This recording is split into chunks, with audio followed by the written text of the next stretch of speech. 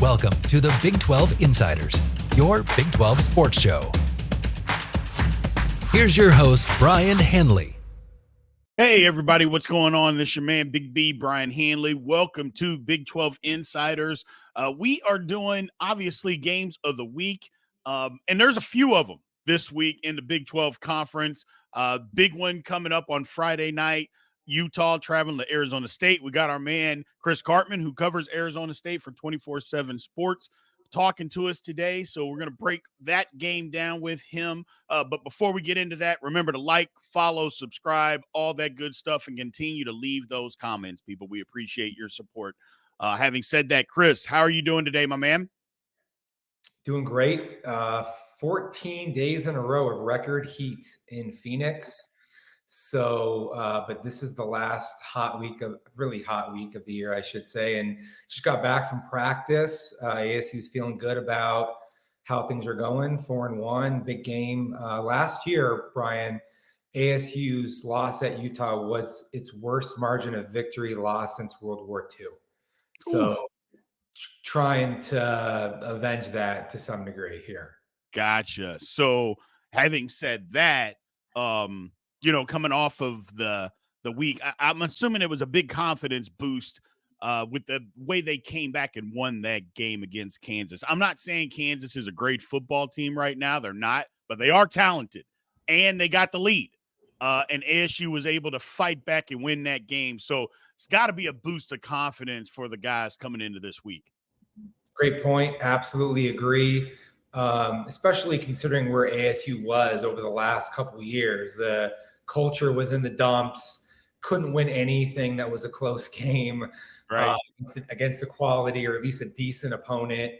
And they scored on their final 3 possessions of the game, touchdowns, all 3, led by a redshirt freshman quarterback, Sam Levitt, who's done very well, all things considered.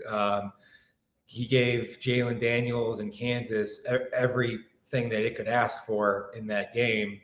4 touchdown passes hadn't happened at ASU since 2019. He was PFF's highest graded quarterback in the Big 12 for the week. Cam Scadaboo ran for 180 something yards. Whenever ASU's been able to have a potent run game to balance out its offense, that's when the team has tended to play well. And ASU needed that one. I really feel like that was the most important game of the year because a loss ahead of Utah could have easily spiraled into an 0-3 Big 12 start and a lot of questions about whether or not bowl eligibility was really in their sights. So huge game for ASU there. Gotcha. And I watched the game. I mean, it was exciting back and forth, and it was good to see them come back and compete, and not just compete, but win the games. Like you mentioned, just haven't been very good. I'll say this, so you don't have to, Chris, but maybe you've already said this. It seemed like Herm Edwards did everything in his power to try to ruin the program. It was absolutely despicable what happened there, and ASU and their fans didn't deserve that. Having said that, how are they feeling about things right now? I got to think that the fans are feeling pretty good, not super confident, but pretty good about how the program is moving in this direction. No doubt about it. The weekend at Bernie's era is now long in the past. It was a disaster. The reality is that the culture and the buy-in from the players is so much better. They believe in what they're doing. They're pushed hard, but they're also have a great connection with Kenny Dillingham and the coaches. They relate to them really well. Young guy, passionate. They have a lot of fun playing video games and doing things in the building, but they're going to be driven hard. And you see the adversity that he puts on them to have challenges in everything that they do, from practices to in the building. That is showing up in terms of their ability to handle adversity in some of these games where they've had to come back from deficits at Texas State, Kansas. That's going to pay dividends. And really importantly for the future, Brian, because ASU is not going to win the Big 12 or anything like that, I don't think. But I would say 2/3 of their most important players are not seniors. So they're going to lose some guys, but if they do a good job of finishing this season and then retaining their top talent, especially with Levitt being able to have a couple more, 2-3 more years of football left in him in college, they have a chance to make some noise in the Big 12 in the future. Well, and that's the thing. College athletics as a whole now is about retaining your guys. Obviously, you still want to recruit and all that stuff, which ASU is going to do a good job of that. It's just going to where it is, the kind of campus it is, the school it is. If you got somebody with half a pulse in there, you're going to be able to recruit to that school. Some really good football players. So I like the direction. It's fun to see because I know me and you have talked before, and it seemed like Arizona State was just kind of simmering. One of those programs that needed some luck to go their way, and people would come back to it. And it seems like that's happening, and that's good to see. Yeah. Go ahead. Yeah, that was a sellout crowd that ASU had for family weekend, and the community is coming back. People were checked out. It wasn't just the fact that they changed their coaching staff, but as you know, they got a new athletic director. They have a new leadership overall. And so the slate is finally feeling wiped clean after the final rendering of the NCAA's negotiated resolution with ASU. They have no more punishments that they're facing. They had a 1 scholarship reduction this year, but there's no more contact limitations, restrictions. They're not going to be in any way sort of limited in what they're able to do. And as you said, ASU is a good destination from a recruiting standpoint, especially when you start to inject some success into what they're doing. Absolutely. Cam Scattaboo, to me, one of the better running backs. Look, this conference is full of really good running backs. I don't think he really gets his due of being one of the top guys. And maybe it's because he's new to the conference. But how good is he, and what's he meant to this football team? Yeah, I think it is because he's new. And ASU was so bad last year, right? This is a guy who had 1,400 rushing yards at Sacramento State the year prior. He worked hard on getting his body into better shape, leaner, quicker, more explosive this year. He had like 7 or 8 explosive runs in that game alone against Kansas. It was like not a very difficult 186 rushing yards on his way to co-offensive player of the week in the Big 12. I've long said that if he gets 25 plus carries, that's a barometer for ASU football. Like they're going to win most games when he gets 25 plus carries. He also is somebody you can throw the ball to out of the backfield. He's had some big gainers that come that way. But the blocking, Brian, the offensive line has played much better at home than on the road, especially with its run blocking. And so when you have Leif Altanu, who's potentially a candidate for all conference honors as a center, Ben Coleman at left guard is really good. Some of the other guys are starting to come along. That helps, especially when you got a first-year starting quarterback. Absolutely, it does. The better running game that you can have, first year, fourth year, 7th year, any running game is going to help a quarterback. So, look, I kind of want to dive into this just a second, Chris. This is a huge game for Arizona State. First of all, it's a huge game within the conference itself. But outside of that, this is a huge game, and you can speak to this more than I can, and maybe you can tell me that I'm wrong. But in my mind, I think this is maybe one of the biggest games in Arizona State in maybe the last 5 to 7 years at home, just because of the implications. And when I say that, and I don't want Arizona State fans to tell me I'm crazy, and maybe I am. They can tell me whatever they want, actually. But what I say is that this game, if they can win it, it kind of legitimizes what they've done this year. Because when people from the outside look in, they're going to think, well, they haven't really beaten anybody any good. My first thought was, well, how good was Arizona State the previous couple of seasons? So don't tell me that they haven't beat. They just needed wins. I don't care where they came from. But two things can also be true is that, yeah, maybe they haven't beaten anybody, and they do need to win this game to try to legitimize. Not to say that what they've done isn't any good or should be put on the back burner, but if you win this Utah game, nobody's going to say you beat a team that's not any good. Everybody wants to be ranked, right? And if ASU beats Utah, which is ranked 16th and is 5-1, ASU is probably going to crack the top 25. Absolutely.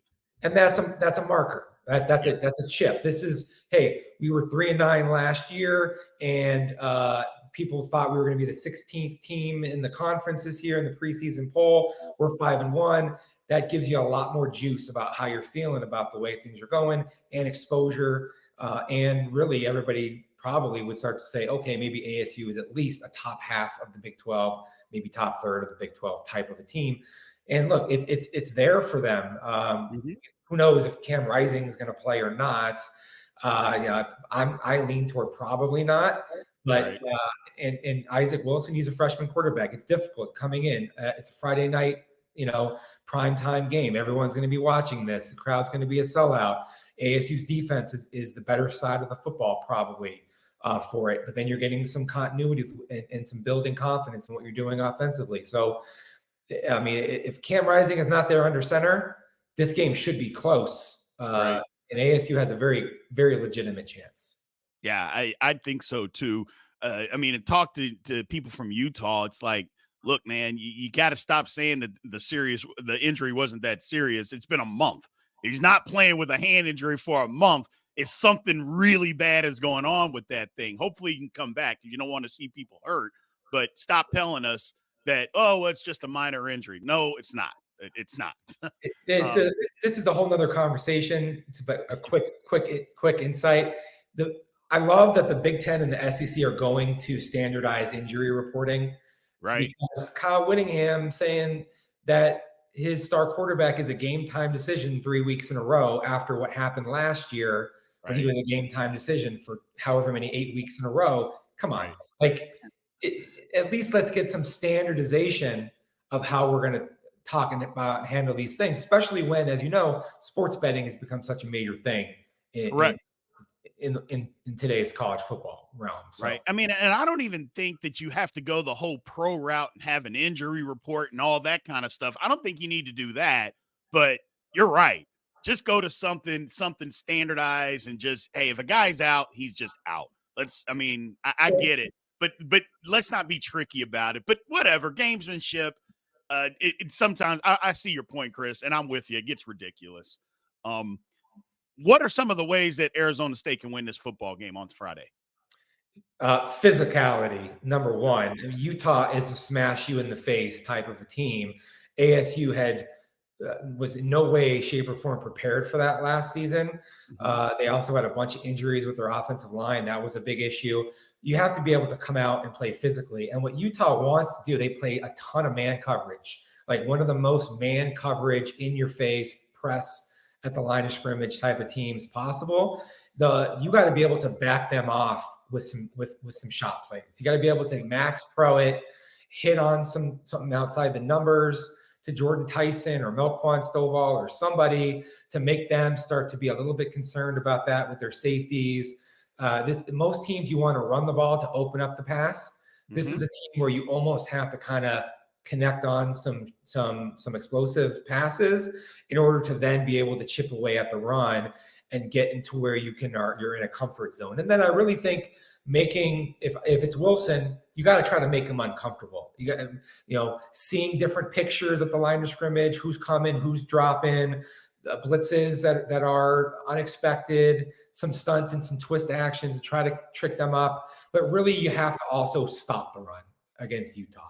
And ASU's done a good job against the run, played against a really pretty good Kansas running back duo and limited their star player to 70-something yards rushing. It's going to have to be that type of a performance in this game, coupled with, of course, not giving up big plays, because Utah is too good now for you to be giving up big plays in your secondary against a freshman quarterback and expect that your offense is going to be able to do enough, even at home, to hang in there. Gotcha. Well, Chris, I hate to do it to you, my man, but I have to. I do it to everybody. I got to put you on the spot. Who wins on Friday? I'm going to pick Utah to win this game. For me, ASU is going to have to prove that it's ready to win these types of games against this caliber of opponent, even without Cam Rising. So I think, and I don't think it's going to be particularly high scoring, maybe like a 27-20 or 27-23 type of a game. Gotcha. Well, and I love your approach to that, and your take on that is that prove that you can win the game. It's not saying that you can't, but I got to see it first. And I agree with you. Like I said, I'm excited for Arizona State, man. I really am. I think this is a huge opportunity. You mentioned it. It's on Friday. If you want to watch football, I know there's a couple of other games on, but a lot of people are going to be watching this game. It's a big time opponent. It's at home. It's going to be sold out. This is a huge opportunity for Arizona State to take a big step forward, man. So we appreciate you giving us your time today, man. I thank you as always. Appreciate it, Brian. All right, we'll be right back with Michelle Bodkin to talk to you a little bit about Utah.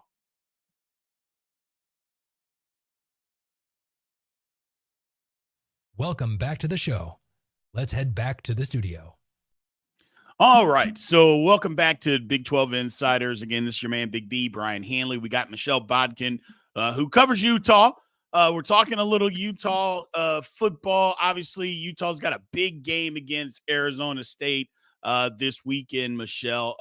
First things first, did the bye come at a really good time for Utah, considering, injuries at quarterback, maybe other places? Every team has injuries, and how the game went against Arizona. Was this just a kind of a good spot for that bye to come in?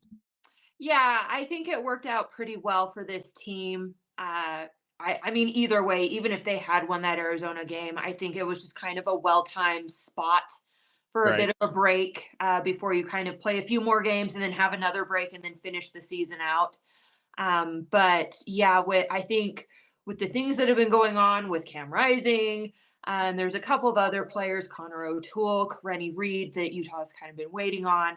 And I mean, just the bumps and bruises that you don't necessarily hear about because guys would continue to go out and play anyway. I think this was just a really good place for them to reset. Obviously, they had to sit and think about a pretty embarrassing loss, and I don't mean any offense to Arizona because they played lights out. They were really great in that game. But it's embarrassing to Utah from the standpoint of, I think we all know, including themselves, that they didn't play anywhere near to their capabilities. And so, you know what? You had a week or two to sit and think about that. And it'll be interesting to see what the response is heading into Tempe to go against an Arizona State team that I think has a lot of confidence in themselves at the moment. Yeah, they definitely do. We'll get into that quick in just a second. I guess the next question that everybody's going to ask, and maybe we still don't know the answer to, is Cam Rising going to play in this football game? Yeah, it's the $1 million question. Everybody wants to know, and this program is just so good at not really tipping their hand one way or another as to what's going on or where things are at. I know it's annoying to the fans. It's maybe a little annoying to us media people as well, because there's times when we think we have it down and then it turns out we don't have a freaking clue. So, I think the hope is that he'll play, but Monday's press conference, it was a balanced mix of, well, there's hope, but also there's doubt. So we'll just have to hang on and see.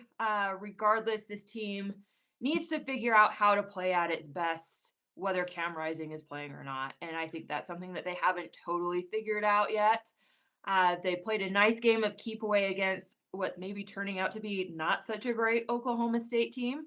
And but you can't play keep away with everybody. You have to be able to score some points, and I think that's what Arizona really taught them and brought to light. Right.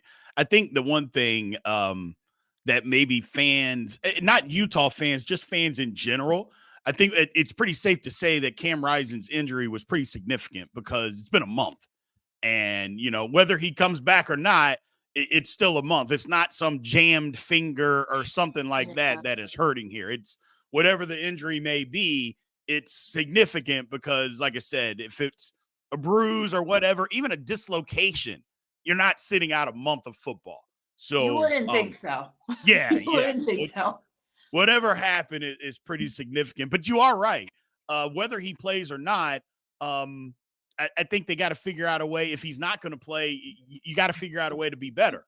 because that wasn't good, like you mentioned, against Arizona. And again, you don't want to take anything away from Arizona, but Arizona kind of took it to you. Not kind of.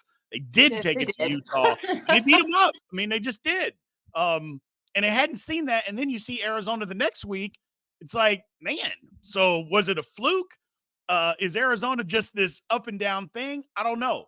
But I guess one question is, how does Utah kind of get some of that back? The bye, like I mentioned, the bye week happened at a really, really good time. So how can they get some of that back? Some of that fire, maybe spunk, or that physicality back that Arizona, for all intents and purposes, kind of took away from them from the week before. Well, I mean, a lot of the players have kind of talked about how angry that game made them. So I think that's a great place to start, right? I know growing up playing sports, I had coaches all the time tell me, it's a use your anger to get even or to get back on track. Use it to play smarter and better.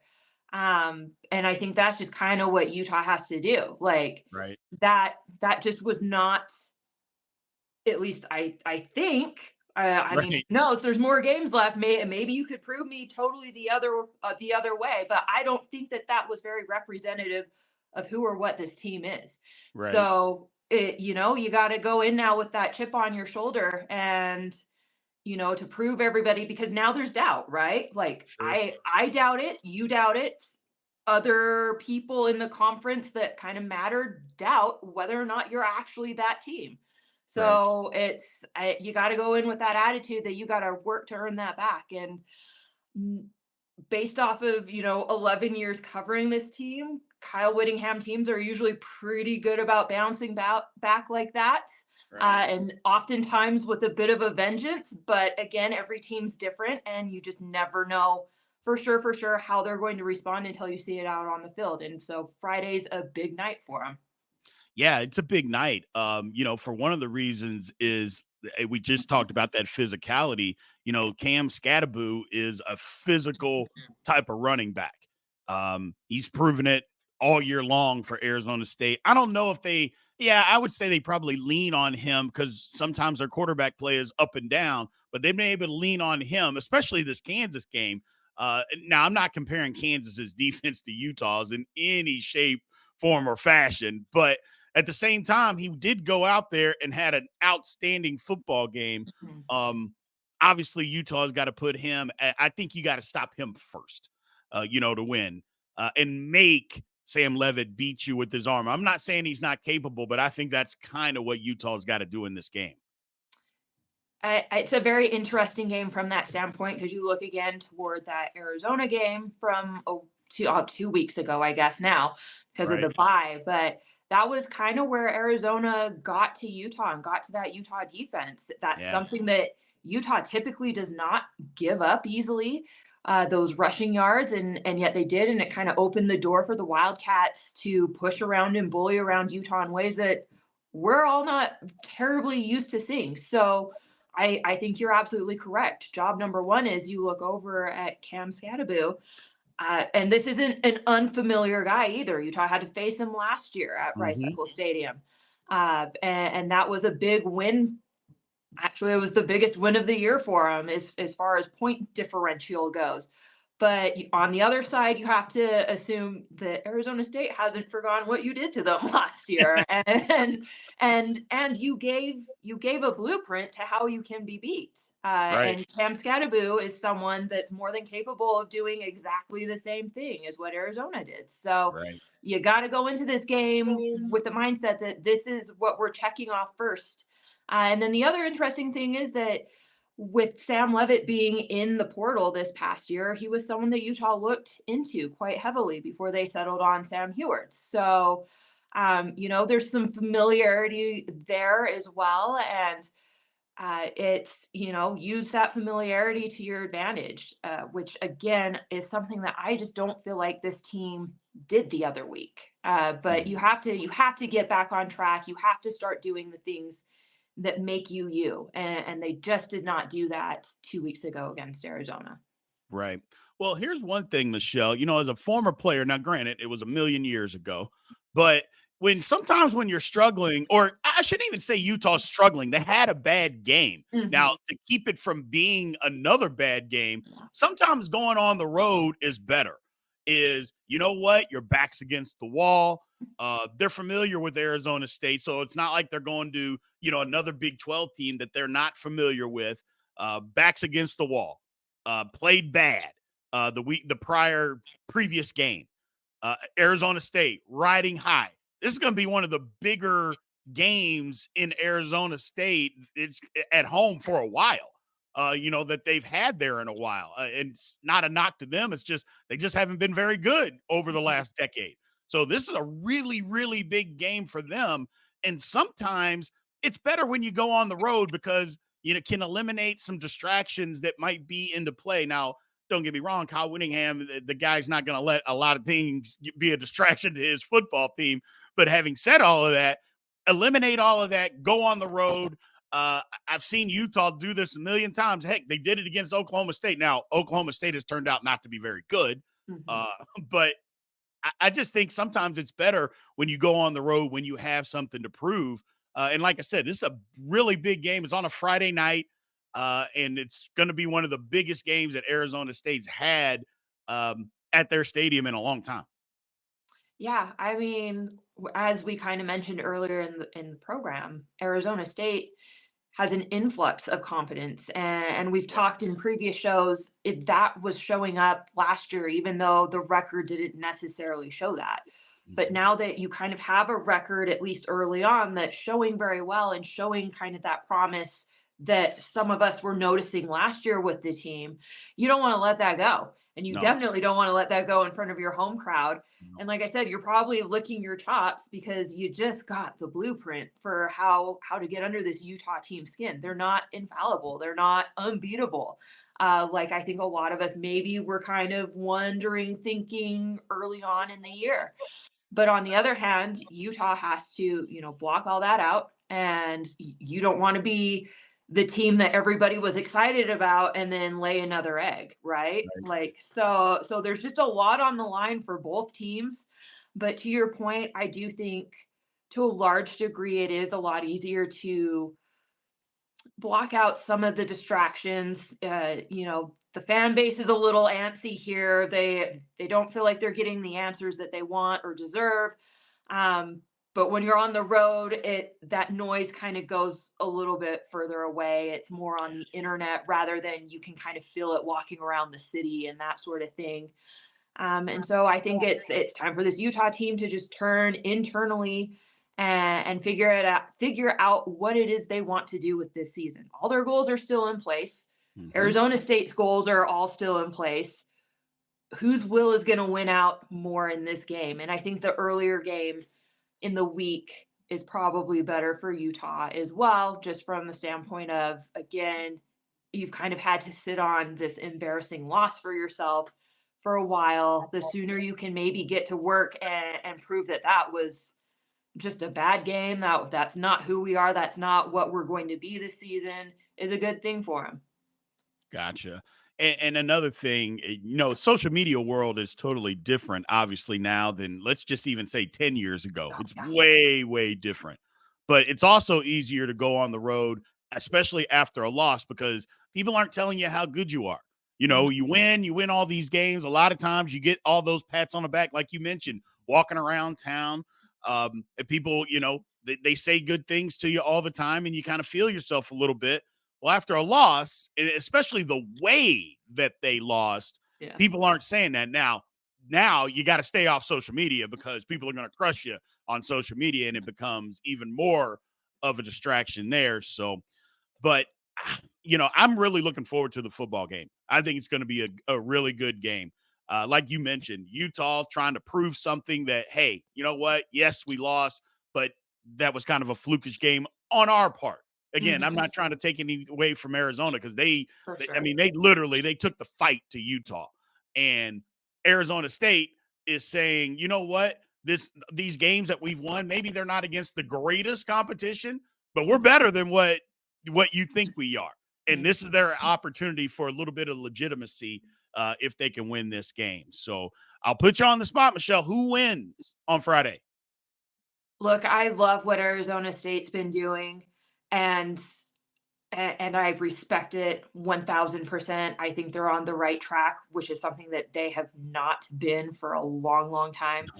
I still think this Utah team is better than them. It's not that they can't be beat by them, but I think they are better than them. And I think it does not sit well with them what happened the other week. And again, I've watched this happen with most of the same group, back in 2021, where they were embarrassed by a not good BYU team that particular year. Actually, no, they ended up being good. BYU ended up being pretty okay. They were ranked at the end of the year. I take that back. Don't come at me, BYU fans. But then they followed it up with a loss against a San Diego State team that they had no business losing to. And then that just kind of felt like the launching point. From there on out, we saw a very different team. We saw more of the team that we were expecting to see out of Utah that season. So I kind of think, because a lot of that core group is still here and they've been through this before, I think that's kind of what happens in this game as well. I'm going to say that Utah actually figures out how to score some points in the red zone. That would be really great. And I think the defense gets back on track as well. So let's go like 35-17, somewhere around there. I think Utah bounces back in this game. Gotcha. Well, Michelle, thank you again for your time today. We really do appreciate you making time for us like you always have. So thanks for showing up for us. No problem, Big B. Always happy to be on. Thank you. And again, thanks everybody for tuning in. We appreciate you. Remember, like, follow, subscribe, all that good stuff. We appreciate you. We'll talk to you soon. Thank you for watching the Big 12 Insiders, your Big 12 sports show. This has been a Spirit Street production.